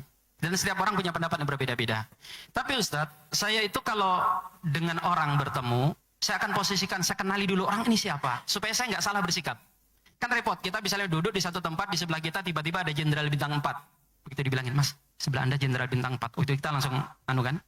Ustadz, saya itu mau posisikan antum, ketika awal ingin ketemu itu sebagai saudara, yang saya kalau boleh terus terang, supaya terang terus, itu berharap orang-orang seperti antum mau punya kesemangatan bagus, gitu kan? Kan jarang orang yang punya kesemangatan seperti antum ini. Itu paling tidak punya pembanding, yang kemudian tidak memvonis ini benar, ini salah, apalagi kalau bicara darahnya kaum muslimin. Itu yang pertama dulu. Jadi saya dengan semangat mencintai antum. Makanya antum kalau liatin narasi-narasi anak, ada nggak yang pernah menjelekkan antum di sosmed? Yang misalnya nyebut antum drama-drama, ada kira-kira? Atau antum sebutin? Ngebet, marah-marah. Marah-marah di mana nih, Ustaz? Iya, itu yang video antum pertama dengan chattingan nih ngebet banget pengen debat. Ana nggak ada langsung Oke, ngebet. Ustaz, tapi intinya ini marah-marah langsung bilang yuk diskusi. Itu Ana nggak seperti itu. Ana cuman hanya mengejek ketika lagi-lagi titik tengkar, lagi-lagi titik tengkar gitu. Iya, iya, Ustaz. Gitu Ustaz. Terus antum ini lagi ngomong masalah adab ya berarti? Oh, enggak. Itu bungul gimana Ustaz bungul gitu? Saya jawab. Bungul ada kata-kata bungul Ustaz, gitu. izin saya jawab 8 Jadi sebenarnya jawaban. ini bukan substantifnya. Ini bukan substansi kita Oh untuk enggak, karena ditanya saya ngobrol. jawab ya. Kenapa saya menggunakan diksi jumul? Bungul, saya jawab dengan 8 jawaban. Kecuali kalau Ustadz Abdul Suhail bilang 4 saja. Pertama, saya di satu podcast, izin saya jelaskan Ustadz. Iya. Podcast di Ari Untung saya menggunakan diksi bungul. Kata orang Samarinda ini bungul. Untuk menyebut satu komunitas yang ketika ada mujahidin di Palestina berjihad melawan Enggak bahas itu. Israel. Saya potong. Belum selesai. Antum di podcast itu silakan bisa diulang lagi nggak bahas itu. Oke, Ustadz. Nanti Itu enggak. itu ada kelompok yang suka mempermasalahkan manhaj pejuangnya. Dan kemudian ketika Iran melawan Iran, iya. Israel, yang dipermasalahkan Irannya. Jadi saya menggunakan kata bungul untuk menyebut kelompok tersebut. Maka kalau ada yang tersinggung, pasti dia termasuk daripada orang yang saya singgung. Dan betul, begitu saya cek di 2 Februari dari perkataan Ustadz Duna Awal Abu Suhail, beliau ternyata menyinyiri mujahidin Hamas. Nyinyir gimana? Baik, saya baca Ustaz. Ini 2 Februari kan Anda dan semacam dengan Anda ingin Hamas terus berperang. Dalam Islam, jihad itu nggak cuma soal berani mati, tapi soal strategi, juga termasuk mengukur kekuatan dan dampak buruknya. Ini satu. Itu nyinyir di mana itu? Itu fakta kan? Hari Oke, ini Ustaz. Hamas terlibat nggak dalam membantu Iran? Saya baca dulu satu lagi. Saya kurang respect dengan Hamas. Selain karena jihad mereka yang serampangan mengakibatkan Zionis dengan leluasa membantai kaum muslimin, juga karena keharmonisannya dengan Iran yang menyebabkan fitnah besar. Itu pernyataan Itu antum. bukan nyinyir Ustaz, itu pandangan loh. Oke, itu pandangan antum. Iya, Berarti berarti narasikan nyinyir, orang taunya ini berarti mencela, menghina. Enggak. Oke, ya Saya ada kembalikan ke jemaah Di sekarang. status saya ada penghormatan kepada mereka kok, doa kepada mereka. Berarti gini, sekarang anak tanya posisi antum. Terhadap mujahidin Hamas, itu berarti salah perjuangannya. Strategi yang mereka, momennya nggak pas. Sekarang saya Berarti mereka strateginya nggak pas, salah atau nggak tepat? yang nggak tepat. Nggak tepat. Tapi nggak nyalahkan. Jihad kok disalahkan? Strateginya Ustaz. Oke, saya harus gimana? Antum jadi gini dah. Jadi Oke, yang tidak tepat di mananya, Ustaz? jadi Oke, nanti akan saya jawab. Antum silakan. Akan antum bilang nggak tepat aja, nggak usah salah, nggak usah pakai kata salah loh ya. Mujahidin Hamas jihadnya tidak tepat. Tunjukkan ketidaktepatannya, saya akan berikan jawaban. gini loh, sebenarnya sih Padahal bunga saya masih bisa belum jawab selesai ya. loh. Masih Cuman satu. ini nggak konsisten. Tadi kita cukup bahas masalah pro dan kontra Iran, dukungan Iran. Kemudian beliau membahas masalah Syiah. Saya bisa jawab. Karena tadi antum Kemudian merembet ke masalah Hamas. Ini kan Hamas kan masalah Hamas. Tadi kan saya tentang dukungan Hamas pada hari ini ke Iran. Ini ada enggak kan gitu. Masalah Iran kaitannya bukan masalah Hamasnya jadinya. Kenapa Hamas nggak dukung Iran? Nggak membantu Iran ketika Iran perang? Iya. Baik, boleh saya jawab, Ustaz? Boleh nggak apa-apa. Baik. Biar saya paham. Antum tahu kenapa Mujahidin Hamas berjihad? Kenapa mereka berjihad? Karena negeri mereka diserang. Namanya jihad difa. Iya. Jihad bertahan. Sedangkan kalau mereka sampai menyerang orang lain, itu namanya jihad ofensif atau jihad Tolib. tolap, Ustaz. Oh ya tolab Kalau tolabi. tolib pelajar, Ustaz. Iya tolabi. Tolap, ya. Itu artinya apa? Nyerang. Kalau di situ saja kita lihat, jihadnya Hamas itu jihad mempertahankan negeri. Jihad mempertahankan negeri, fardu ain menurut siapa? 4 madhab. Nggak ada perbedaan. Kalau Ustaz Abu Sail ingin saya baca fatwa dari 4 madhab. Paham Ustaz, saya paham. Oke, baik. Berarti beliau Paham sudah banget, insya Allah. Berarti Palestina mempertahankan negerinya nggak salah dong. Salah nggak? Nggak salah karena dijajah. Tapi kalau apakah mereka harus membantu Iran yang sudah membantu mereka? Tidak. Karena untuk jihad tolak itu ada syaratnya, diantaranya istita'ah, kemampuan. Mereka tidak mampu, mereka menunaikan jihad di negerinya saja, kata bahasa beliau amburadul kan gitu kan. Ya karena mereka itu wattaqullah mastata'tum, bertakwa kepada Allah semampu mereka. Justru kalau mereka tidak berjihad membela negeri mereka, mereka tidak melaksanakan perintah Allah Ta'ala. Ya, sama kita misalnya dulu negeri kita dijajah sama Belanda, mujahidin pejuang kita berperang. Bukan karena mereka pasti menang, tapi mereka melaksanakan kewajiban jihad. Karena kewajiban jihad itu harus ditunaikan kalau negeri mereka dijajah. Sesimpel itu. Baik, Cukup Ustaz? silakan. Ya, Jihad difai Ustaz ya. Nah, ini saat yang tepat untuk mempraktekkan jihad difai. Ketika Israel sedang diserang oleh Iran, ini saat yang tepat untuk membantu ketika rudal-rudal canggih meluncur. Orang ketika dengan rudal-rudal kecil aja mereka berani melawan, ini ada serangan dari Iran dengan rudal-rudal canggih. Ini waktu yang tepat untuk difai. Tapi ternyata apa? Ternyata Hamas juga sedang mengukur strategi. Kenapa waktu itu ketika mau melakukan badai al-Aqsa nggak strategi dulu?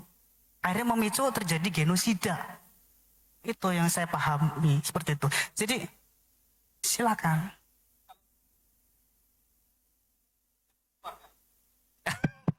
Jadi Sama siapa, saya Ustaz? perjelas, Ustaz. Saya Sama perjelas. DKM. Jadi Hamas ketika aksi mereka di 7 Oktober itu antum anggap tidak pas karena Namanya menyebabkan nggak belum pas, pembantaian. iya. Seharusnya Ternyata bilang kan mengukur kekuatan. Harus Itu gue mengukur belum mampu loh itu. kemampuan.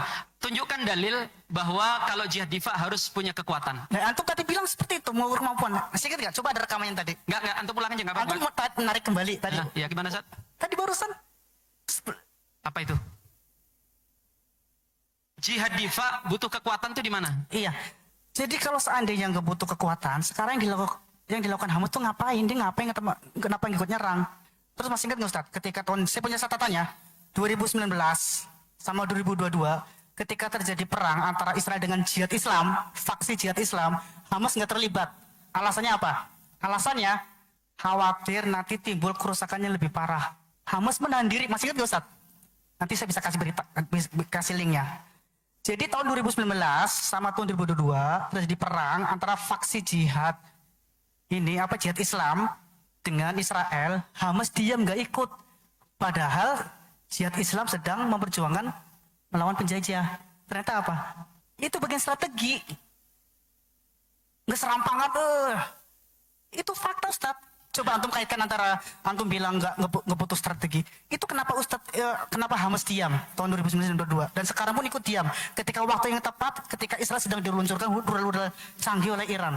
Ini, Coba, Ustaz. gimana argumen antum untuk Kita ini membenarkan soal Hamas kemarin bagaimana 7 Oktober belum siap, tapi kok berani. Nah sekarang waktu yang tepat untuk melawan Israel, kok kenapa malah nggak muncul gitu? Habis itu. Termasuk tadi soal jihad Islami juga. Coba gimana argumentasinya, coba. Jadi bahas Hamas ya.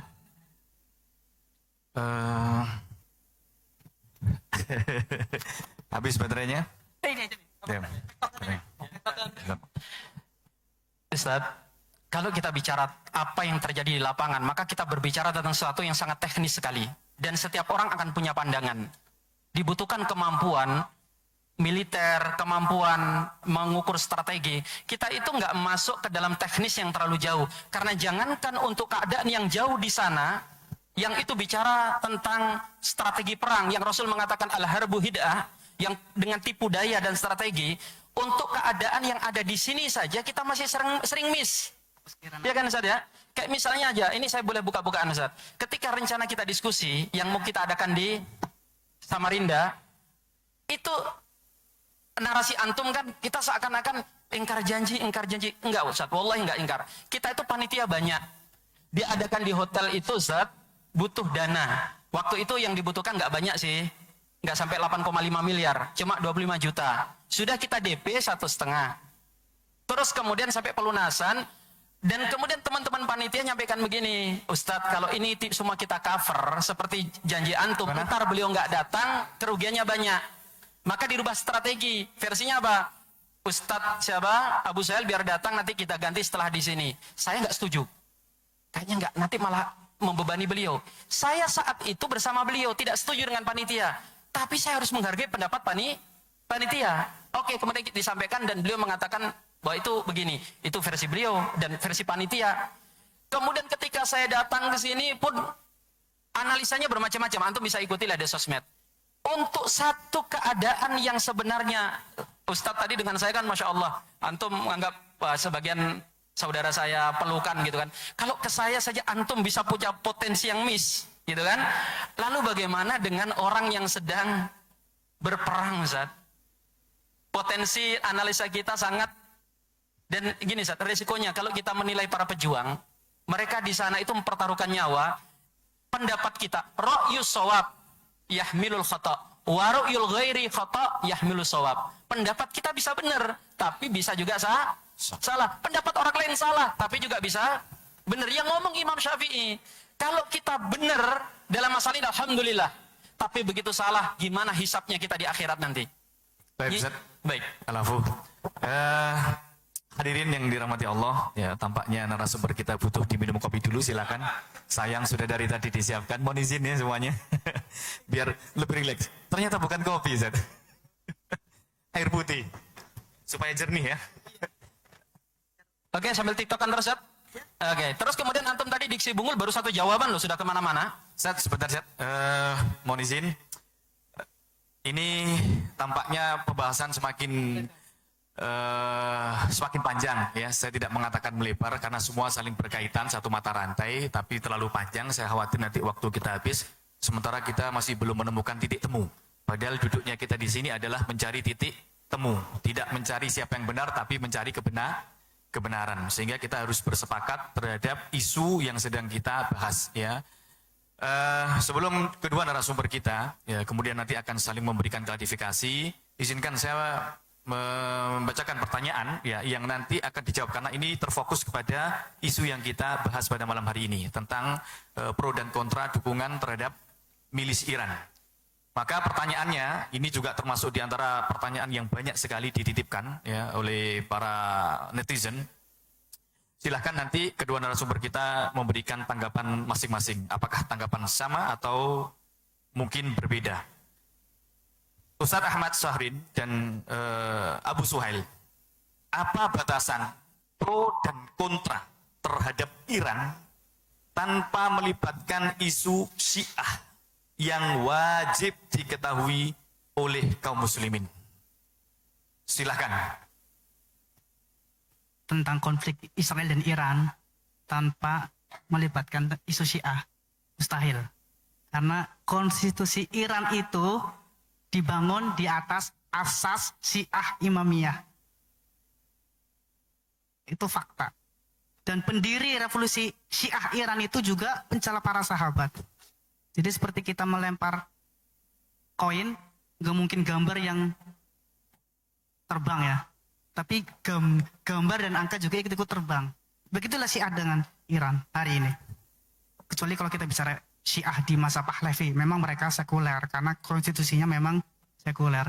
Tapi kalau mazhab dijadikan sebagai konstitusi, maka segala aset sumber daya negara dipakai untuk kepentingan Syiah. Jadi revolusi tahun 1979 itu bukan untuk kepentingan kejayaan Iran. Iran hanya sebagai alat untuk kejayaan Syiah.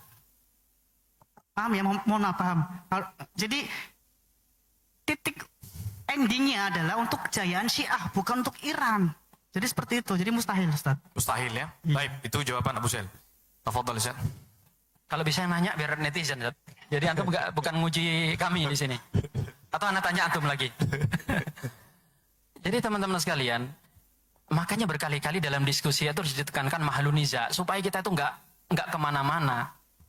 Kita itu mendukung Syiah sekalipun, mendukung Iran sekalipun, kalau katakan itu mendukung, tidak serta-merta dikatakan bahwa mendukung Syiah itu sama buruknya dengan mendukung Yahudi dan Nasrani. Yahudi dan Nasrani itu bukan cuma mencaci maki sahabat, mencaci maki Nabi Muhammad SAW.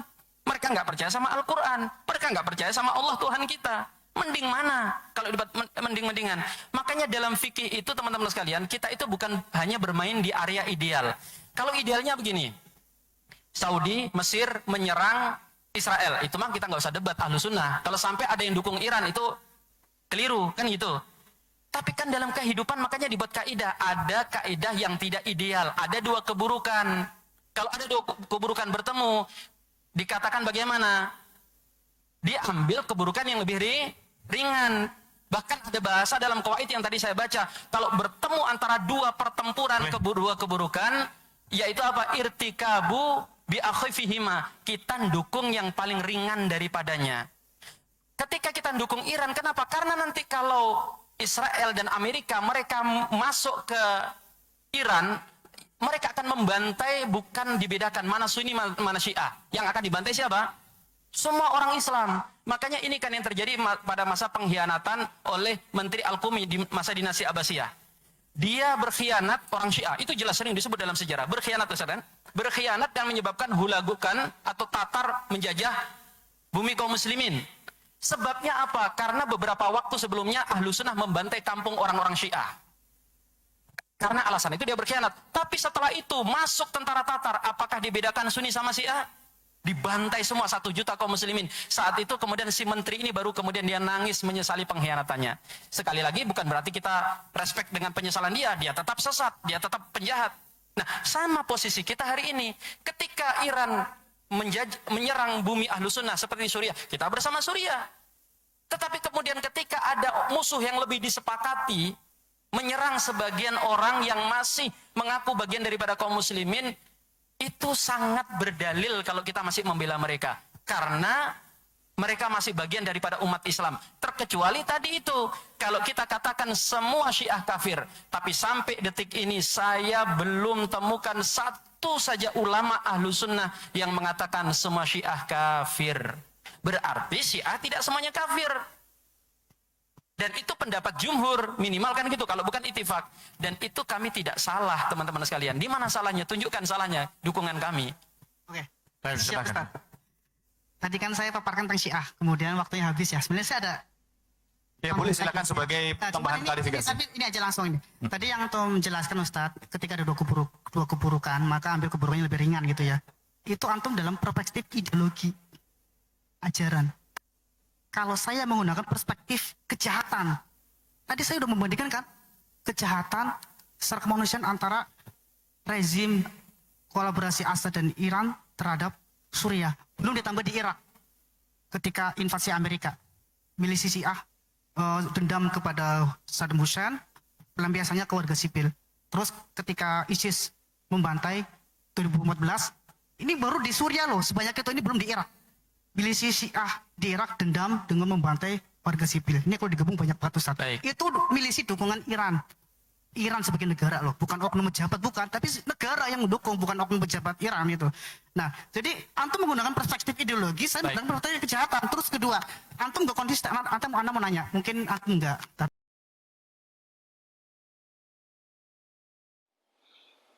Alhamdulillah kawan-kawan, itulah tadi, Masya Allah, kita telah diperlihatkan betapa pintarnya orang-orang yang tidak mengikuti Salafi Wahabi.